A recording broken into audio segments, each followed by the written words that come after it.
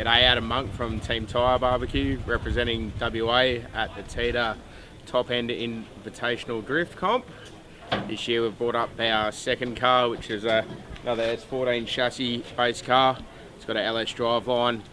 We've changed the focus on this build a little to get better performance out of a smaller tyre. By doing that, we've moved all of the weight to the back of the car. We run a rear mount turbo. We run a water air intercooler in the back and an ice box, all just purely for weight and more grip.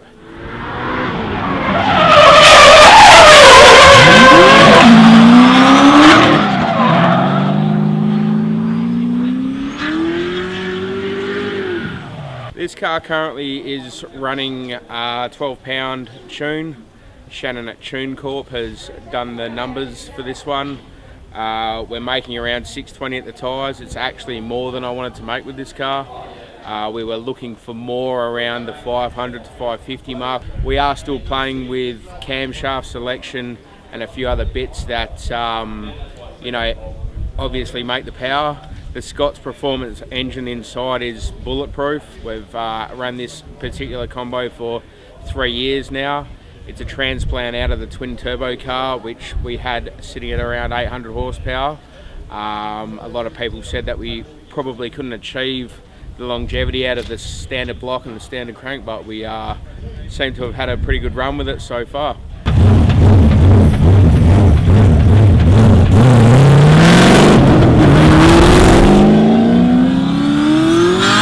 Did you have any issues rear mounting the turbo? Look, the rear mount was always a questionable thing. A lot of people have questioned the lag, and obviously we did as well. The results that we've found so far were in line with what we were looking for.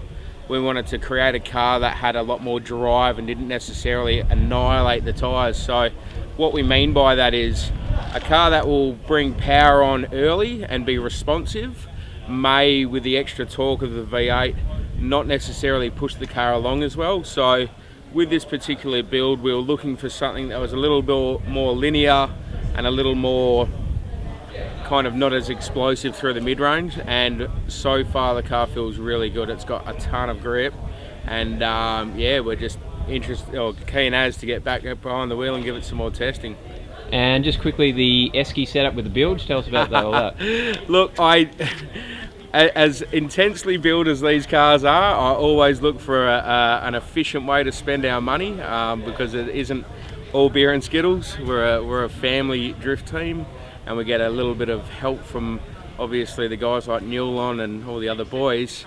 But we've basically incorporated a bilge pump out of a ski boat, thanks to Dave from PSA Drift.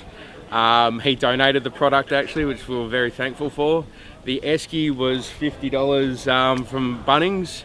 It's all properly mounted and fabricated and all that sort of thing, so nothing's going to go wrong in that respect. And actually Brad Cuss from Team Cusco Racing in Perth, a bit of a time attack style vehicle he runs. He sent us the intercooler for a couple of bottles of Captain Morgan's. Hi to Bradley and the crew, and thank you. But yeah, look, the efficiency was actually mind-blowing. We can go from around a 40 to 50 air intake temp on water. We'll turn the bilge on and we'll drop that with a regular bag of ice in there to about 4-degree air intake temps within about 30 to 45 seconds. So as far as efficiency goes, it's worked quite well. We do have to continually top up the ice throughout the day, but I mean, the retrospect of it all, the team can get it together and drop it out pretty quick, so it's good. And we've set up a little sprayer on the other side for a few laughs to get rid of the spent water, so it's good fun. Get a lot of support from Newlon Australia, Malaga Springs and Suspension, ACM Electrical, Lux Performance, and Sam Stones Australia look after us with the other cars. So yeah, it's great to be up here and out of the winter of Perth, enjoying the sun with the boys.